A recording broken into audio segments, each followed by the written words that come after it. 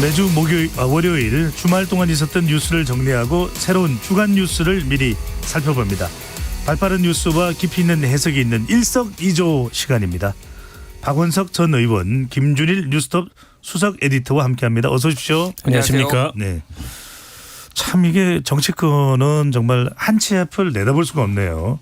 그래도 월요일까지도 계속 대표실에서 단식을 하고 있을 거라고 생각했는데 박원석 전 의원은 병원으로 이재명 대표가 실려갈 거라고 예상을 하셨어요?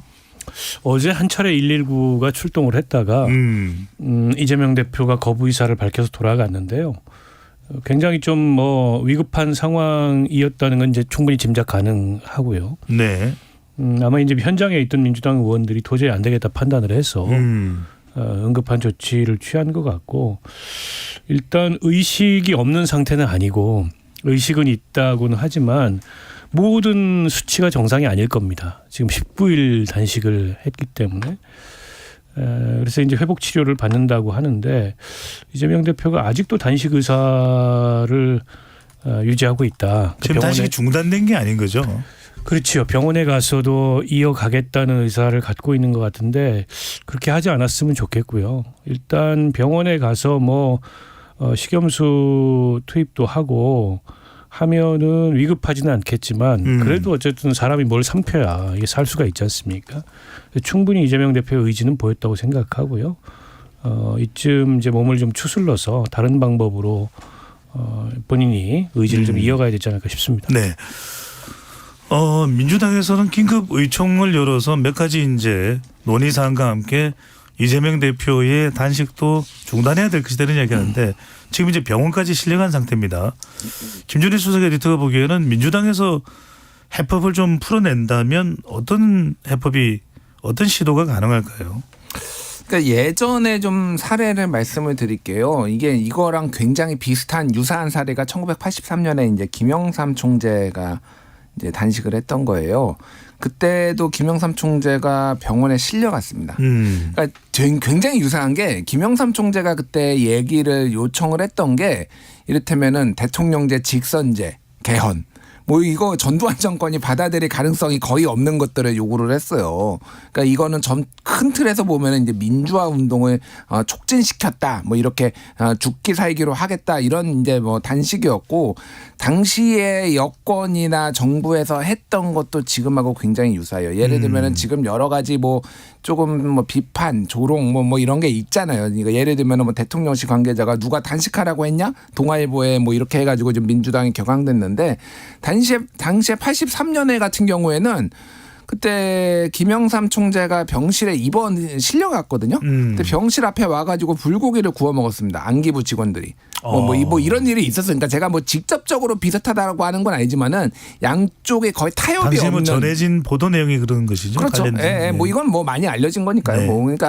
그러니까 그런 식의 이제 일들이 있었다라는 거예요. 근데 그때 김영삼 총재가 어떻게 단식을 이제 멈췄냐면은 김수환 추기경이 찾아와가지고 간곡하게 좀 멈춰달라라고 얘기를 해가지고 이게 이제 중단이 됐다라는 거예요.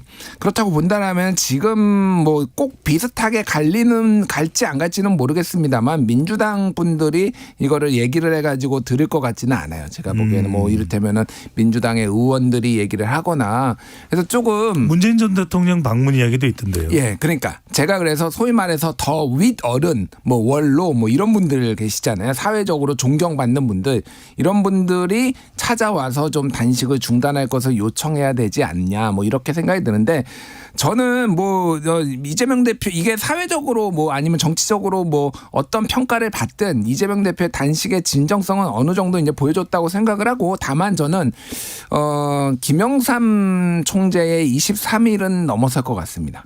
제 느낌에는 계속할 가능성이 높다. 네, 제 느낌에는 어쨌든 이게 상당히 이게 최장 기간의 단식은 아니지만 상징적인 거거든요. 굉장히 유사한 점이 있고, 그래서 병원에서도 좀 더 단식을 할 가능성이 있고, 또 이제 정치적으로 보자면은 표결 요게 지금 있잖아요. 뒤에 얘기를 하겠지만 체포동의안과 관련해서 표결 이런 것까지를 감안했을 때 당분간 좀 단식이 이어지지 않을까 그렇게 보고 있습니다. 근데 박 의원님, 네.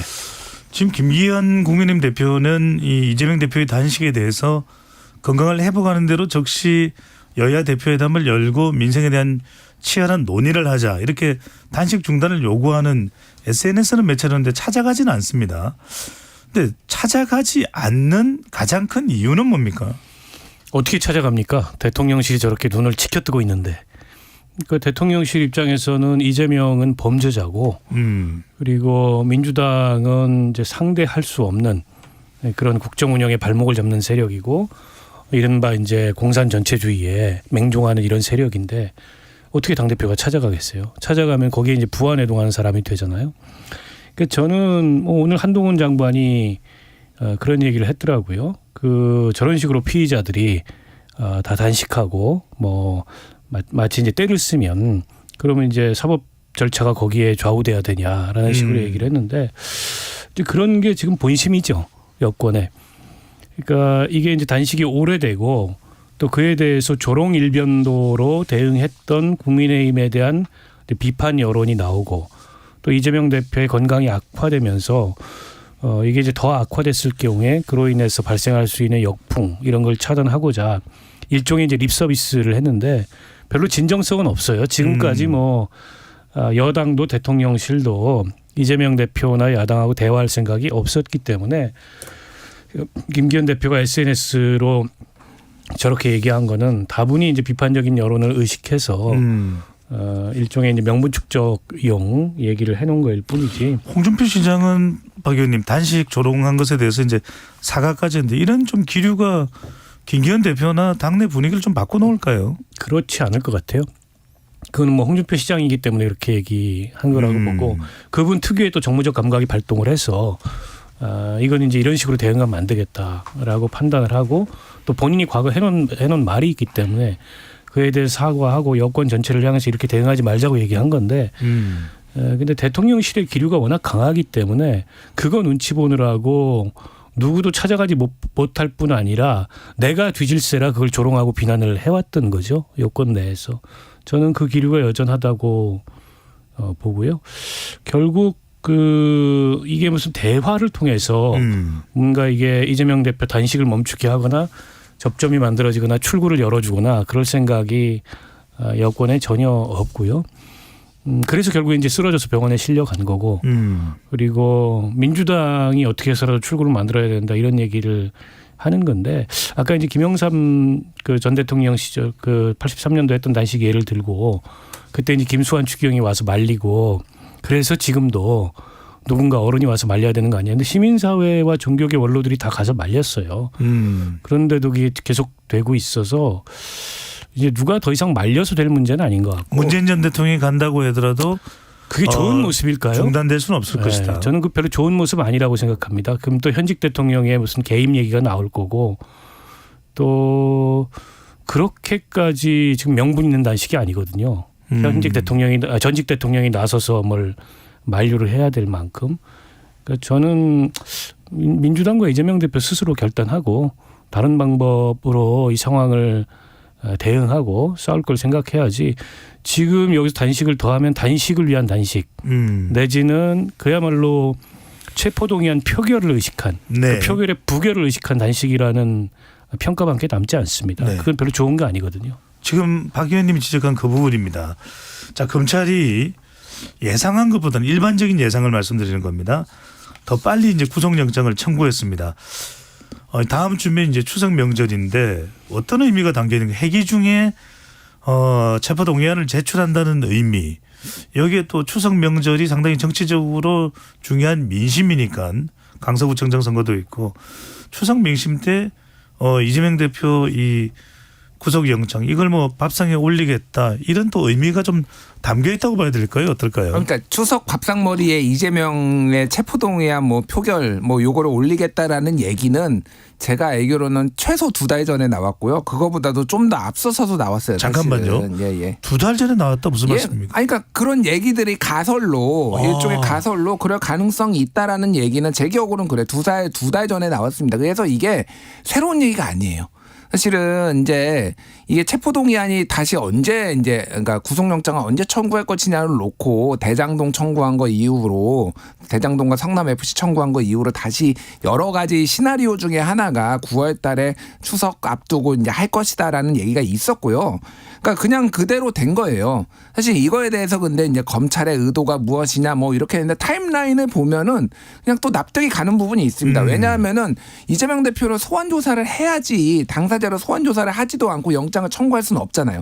근데 그러니까 양당이 아니라 검찰하고 민주당 당대표실하고 일정 조율하면서 여러 차례 뭐 시간이 좀 흐른 부분도 있고 사실은 8월 말에 해달라고 이재명 대표가 요청을 했는데 타임라인이 안 나왔거든요. 검찰 입장에서 보면은. 그러니까 그냥 뭐 그러니까 뭐 예측한 대로 이게 이루어졌다라는 거에 그냥 뭐 생각을 각자 판단하시면 될 것 같아요. 이거를 뭐 검찰의 음모가 있네 아니네 뭐 그렇게 볼 필요도 없고 뭐 언제 하든 뭐 할 뭐 상황이었기 때문에 다만 저는 추석 밥상머리에 이재명 이름이 올라갈까 그 생각은 좀 해요. 저는 윤석열 이름이 훨씬 더 많이 올라갈 것 같습니다. 지금 상황에 대해서 전국에 대해서 물론 이재명 대표의 이름도 올라가겠지만은 윤석열 대통령의 어떤 지금 정치 스타일이나 이런 게 훨씬 많이 올라갈 것이고 그거보다는 그냥 물가 얘기 많이 올라갈 것 같아요. 경제적으로. 네, 경제 지금 물가 폭등했다고 이런 거 지금 그냥 정치 얘기 좀 안 하려고 할 겁니다. 지금 상황에서는 피로도가 상당히 쌓여 있다. 네. 네. 추석 뭐 경기 관련해서는 밥상머리 관련해서는 다음 주에도 이야기를 나눠보기로 하고 자, 이 대표에 대한 그래서 이제 검찰과 이재명 대표 간의 이 상황이 긴박하게 돌아갑니다. 자, 20일 본회의에 체포동의안이 보고되고 21일 표결에 붙여질 가능성이 유력하게 거론이 되고 있습니다. 그럼 이번 주 목요일인데 자, 체포동의안 이재명 대표에 대한 체포동의안입니다. 부결이냐 가결이냐 어떻게 보십니까? 그러니까 민주당 내부가 좀 많이 복잡할 것 같아요. 그러니까 원래대로라면 이재명 대표가 지난 6월 교섭단체 대표 연설에서 공언했던 대로 가결시켜서 사법 절차에 임하는 게 맞죠.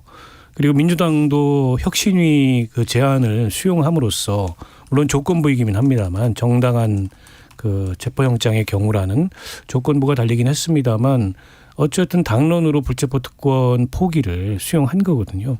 그러니까 가장 깔끔한 거는 그냥 그 가결시키고 그 이 사법 절차 영장 실질 심사 절차에 임하면 가장 깔끔합니다. 그게 기존의 민주당이나 이재명 대표가 공언해 왔던 바의 연장선에서 일종의 이제 언행일치가 되는 거죠. 근데 지금 이제 단식이라는 변수가 생겼고 건강 상태로 보더라도 가결되더라도 금방 법원에 실질 심사를 받으러 나가기가 뭐 그거는 추석 연휴 이후에 실질 심사가 열릴 수도 있는 거거든요. 법원이 정하기 나름이기 때문에 날짜를 조정을 할 수도 네. 있다. 그건 뭐 그렇게 큰 문제가 되지는 않을 것 같고요. 근데 이제 부결 당론을 정해야 된다. 내지는 당론까지 정하지 않더라도 부결시켜야 된다라는 의견들이 심심치 않게 지금 나오고 있어요. 그리고 친명계 의원들뿐만 아니라 아주 적극적인 친명계 의원이 아니어도 이제 그런 당내 의견이 나오고 있는 게 이제 단식으로 인해서 만들어진 변수 때문인 거죠. 그런데 그렇게 됐을 경우에 민주당이 또 한 번 말을 뒤집고 방탄 프레임에 스스로를 가두게 되는 결과를 초래하게 되는데 그 역풍을 감당할 수 있겠냐. 또 이런 반론이 당내에 있는 것도 사실이거든요. 그래서 아마 저는 예상컨대 당론으로 뭘 정하진 않을 것 같아요. 그러니까 기존에도 체포동의안에 대해서 뭐 당론으로 가결, 부결 이런 걸 정했던 바는 없습니다. 다만 이제 표결에 붙였을 때 어떤 결과가 나올 거냐. 이재명 대표가 내가 사법 절차에 임할 테니 우리가 공언했던 대로 이론 없이 가결시켜서 영장 실질심사에 나가겠다라고 얘기하지 않는 이상 부결 가능성이 조금은 더 높아졌죠. 이게 이제 그 가결이 되려면 그 재석 과반 이상이 가를 표기를 해야 됩니다. 그렇습니다. 네. 그런데 이제 기권이나 무효표가 꽤 있잖아요. 지난번 체포동의안 처리 때도 기권 무효가 많아서 결국에는 부결이 됐는데 이번에도 비슷한 양상이 되지 않을까 싶고요. 민주당에서 이런 의견도 있습니다. 표결 때 50명만 출석해서 정족수는 채우되 기권하고 국민의힘 찬성표로만 가결시키는 방안. 그러니까 민주당 내부의 아마 전략 단위에서 가결을 전제로 네. 가결을 전제로 우리가 주도하는 가결이냐 국민의힘이 주도하는 가결이냐 두 가지 모양새를 전술적으로 좀 고민해본 페이퍼인 것 같은데 전제는 가결이에요. 그 전제는. 네. 근데 지금 그 전제가 좀 달라지고 있는 거죠. 부결 목소리가 굉장히 높아지고 있습니다. 심지어는 아예 보이콧하자. 그리고 다음 회기에 또 올라오면 또 보이콧하자. 이런 주장까지 나오고 있고 아예 들어가지 말자. 뭐 이런 얘기까지 나오고 있어서 강경론이 굉장히 강해지고 있고요. 또 민주당의 지금 혁신회의라고 이른바 이제 친명계 원외위원장들이 중심이 된 조직이 만들어졌는데 거기서 뭐 당원들 인간띠 있기를 하겠다. 체포동의안이 국회에서 표결되면 오늘 뭐 용산에서 한다는 얘기도 네, 있고. 그래서 그 아마 이제 이 체포동의안이 올라왔을 때 그 가결표를 찍을 수도 있는 비명계 의원들에 대한 압박이 굉장히 거세질 것 같아요. 그래서 이래저래 설사 이제 부결이 돼도 또 이제 여론의 역풍이 있을 수 있지 않습니까? 그거는 뭐 민주당이 고스란히 감당을 해야 될 텐데 네. 그게 과연 감당할 수 있는 거냐라는 또 이견이 있어서 당 내부가 굉장히 복잡할 것 같습니다. 김준일 수석 에디터는 또 언론인이시잖아요. 네. 그러면 지금 민주당이 부결 목소리가 높게 나온다. 이재명 대표의 이 체포 동의안에 대해서. 그런데 여론이 문제입니다. 여론은 상당히 또 부결을 해버리면 악화될 텐데 이건 어떻게 보십니까? 일단 지금은 특히 이제 민주당 지지층은 정치적 흥분 상태예요. 그러니까 이게 2019년에 황교안 대표가 단식했을 때랑 굉장히 비슷해요. 그때도 자유한국당이 상당히 정치적 흥분 상태였거든요. 그러니까 지금 이런 겁니다. 이재명 대표가 단식을 하니까 지역위원장들한테 왜 너 단식 안 해? 그래가지고 단식장을 차려줍니다. 그리고 이름까지 걸어요. 이렇게 플래카드까지 걸어놓고 단식을 안 할 수가 없게 그렇게 만들어놔요. 그러면 이제 울며 겨자 먹기로 난 단식할 생각이 없는데 그렇게 이제 릴레이 단식을 하시는 정치인들이 굉장히 많았어요. 지금. 아, 생각이 없는데도 하게 되는 겁니다. 아니 뭐 어쩔 수 없고 제가 다 물어보지는 않았죠. 근데 이름까지 걸어놓고 동조 단식 해놓고 그런데 거기에서 지역에서 당원들이 그렇게 하면은 어떻게 안 합니까 그거를. 그러니까 며칠이라도 이제 하는 거죠. 네. 그러니까 지금 다 지지자들이 격앙돼 있어요. 저는 이제 언론인으로서 저널리스트로서 과거의 사례들은 이제 냉정하게 말씀드리는 거예요. 자, 그 황교안 대표 단식하고 삭발했을 때도 이를테면은 나경원 원내대표한테 왜 삭발 안 해? 삭발해라 그러면서 쫓아다니면서 막 지지자들이 얘기하고 막 다 격앙돼 있었어요. 그게 선거 승리로 이어졌나요? 그러니까 지금 이 단식과 이를테면은 선거 승리 이런 내년 총선은 냉정하게 이제 분리해서 봐야 되는 거고 결과적으로 이게 이제 소위 말해서 방탄이라는 그 굴레를 벗어나지 못했을 경우에는 두 가지 가능성이 있죠. 당이 쪼개질 가능성. 그러니까 더 이상은 이재명이랑 같이 못 간다라고 하는 비명계들이 이제 집단 탈당을 하거나 그러면서 민주당이 패배하는 길로 갈 가능성이 상당히 높아진다라고 봐야 될 것 같고 또 하나는 명분이 없어요. 어쨌든 이재명 대표가 이제 불체포 특권을 포기한다라고 얘기를 했는데 그거에 대해서 이재명 대표가 지금 입장을 표명할 가능성은 굉장히 낮아진 것 같아요. 그거에 대해서 이제 당원들이 어떻게 판단을 하고 의원들이 어떻게 판단할 것이냐. 지금은 만약에 가결을 시킬 경우에는 배신자 취급을 하고 지금 가만히 두지 않겠다라는 게 지지자들이잖아요. 지금 정치적 흥분 상태인데 냉정하게 좀 봐야 된다라는 거고 영장실질심사를 보는 게 그 구속은 아닙니다. 그러니까 그렇게 지금 무죄라고 하고 그러니까 그거는 지지자들도 불안한 거예요, 솔직히. 법원 못 믿겠다. 그러니까 법원도 못 믿으면 뭘 할 수 있습니까? 그러니까 법원도 한통속이다라고 얘기를 계속 하고 있는데 그런 식의 사고 방식이면은 이재명 대표는 아무것도 할 수 없어요, 앞으로도. 그러니까 저는 그래서 냉정하게 좀 볼 필요가 있다 이 부분은. 그래서 사실은 이재명 대표가 진정하게 리더십을 회복하고 당 장악 주도권의 장악을 하려면 여기에서 영장실질심사 받아가지고 여기에서 이게 기각이 될 경우에는 이건 검찰의 무리한 수사가 완전히 입증이 되는 거고 당 대표의 리더십이 완벽하게 회복이 되는 거거든요. 그 정도를 근데 이재명 대표가 할 어떤 뭐 깜냥이 있느냐? 저는 그게 가장 중요한 문제라고 그렇군요. 생각합니다. 그러니까 당에서는 체포 동의안에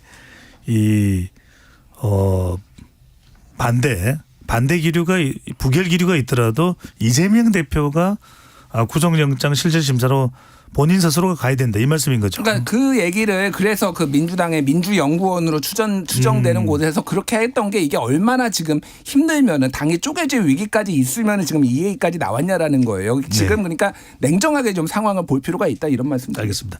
자, 민주당은 상당히 이제 윤석열 정부에 대한 대응이 강경해졌습니다. 이재명 대표 단식도 있을 테고 다른 국정 운영에 대한 마찰도 있을 텐데 박 의원님, 네. 이 한덕수 국무총리 이 해임 건의안은 제출이 됐습니다. 또 이준용 이 대법원장 인준도 걸려 있습니다. 네. 한덕수 국무총리는 해임 건의안 제출하고 이균영 대법원장은 인준 거부한다 이런 기류가 있는 것 같은데 어떻게 보십니까? 지금 민주당 분위기로 봤을 때는 그렇게 갈 가능성이 높죠. 그리고 지난 주말 사이에 비상의총을 열어서 거기서 이제 내각 총사퇴 얘기가 나오고 총리 해임 건의안 얘기가 나오고 심지어 뭐 국민항쟁 이런 얘기까지 나왔는데 그러니까 이재명 대표 단식의 출구를 열기 위해서 당이 투쟁 수위를 올리고 그렇다 보니까 이제 그 결의 사항도 좀 수위가 높아진 거는 이해는 하는데 근데 이제 문제는 이제 그런 식의 뭐 내각 총사퇴라든지 혹은 그 뭐 국민항쟁 이런 얘기를 관성적으로 자꾸 그런 레토릭을 쓰는 건 별로 좋지 않을 것 같아요. 실제 그런 상황에서는 민주당보다 국민들이 훨씬 더 빨리 움직이고 국민 여론이 지금보다 훨씬 더 고조되게 됩니다.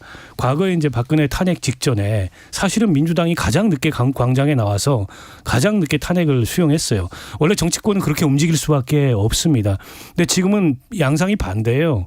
국민들은 이 상황에 대해서 비판적이긴 하나 윤석열 정부의 국정 운영에 대해서 그렇다고 당장 무슨 내각이 총사퇴하거나 내지는 국민 항쟁으로 가야 된다고까지 보지는 않고 있어요.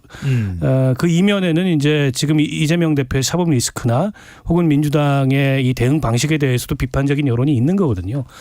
근데 이게 민주당이 앞장서 가지고 뭐 내각 총사퇴를 얘기하고 국민 항쟁을 얘기하고 이건 어떻게 보면은 이제 민심의 지금 흐름이나 여론의 기류를 냉정하게 보기보다는 네. 지지자들의 격앙된 그런 목소리 이것만 저는 쳐다보고 이제 그걸 수용하기 때문에 저렇게 말의 수위가 높아지고 이제 구호가 강해지는 거라고 생각합니다.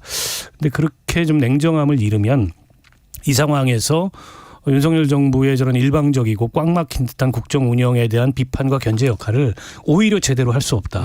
오히려 지금 훨씬 더 냉정하게 지금 열려져 있는 정기국회라는 국면을 잘 활용해야 된다고 보고요. 그 총리 해임 건의안이라는 거는 일종의 상징적 제스처일 수 있어요.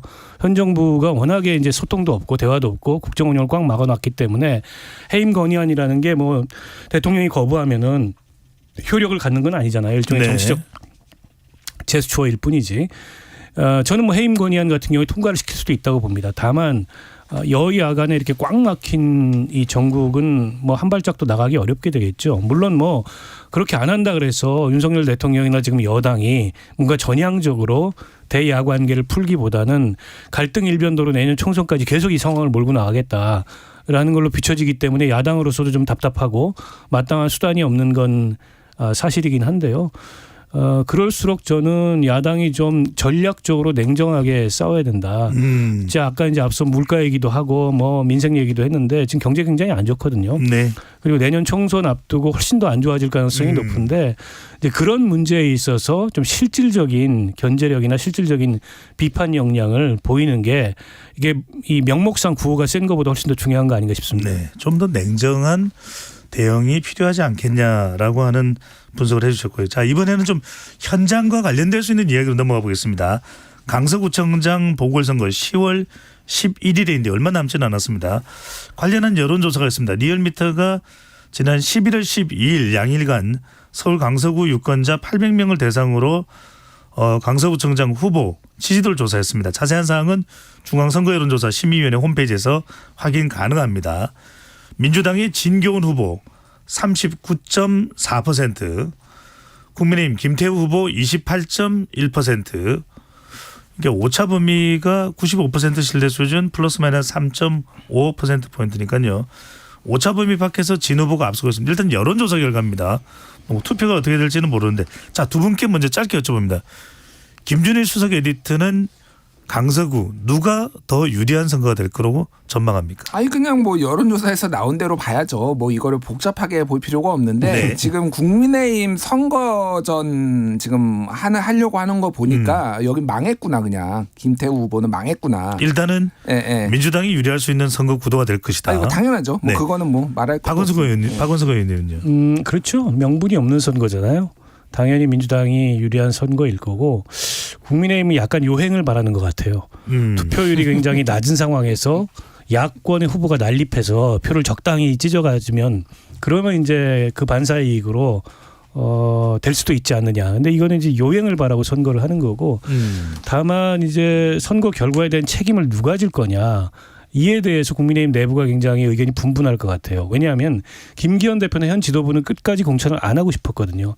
근데 뭐 알려진 바로는 결국엔 대통령실에 의중이 전달돼서 공천을 했다고 하는데 그럼 책임도 대통령실이 져야죠. 그게 맞는 거 아닙니까? 네. 자, 박은수 의원님 말씀하신 김에 금태섭 정태근 전 의원과 함께 이곳에 후보를 낸다. 그중에 무소속 연대인가요? 후보를 낸다 이런 말이 돌았던 것 같은데 실제로 그럴 계획이십니까? 아니, 그런 기사가 났었는데 제가 네. 바로 그 오보라고 당시에 이제 말씀을 드렸고 물론 이제 정태근 금태섭 의원과 만나서 삼지대 신당에 대한 의견 교환을 했던 건 사실인데요. 그런데 이제 금태섭 의원이 주도한다는 이른바 금태섭 신당에 참여하거나 혹은 뭐 강서구 보궐선거에서 함께 후보를 낸다거나 그거는 뭐 저는 정의당 당적이 있고 네. 또 정태근 의원님은 국민의힘 당적이 아직 있어요. 때문에 그건 뭐 이제 사실과는 좀 다른 얘기고요.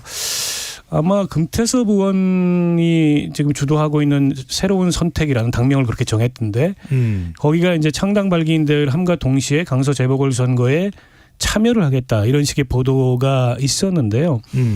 실제 후보를 출마시킬지는 봐야 될 것 같고 아직 확정이 안 된 것 같고요.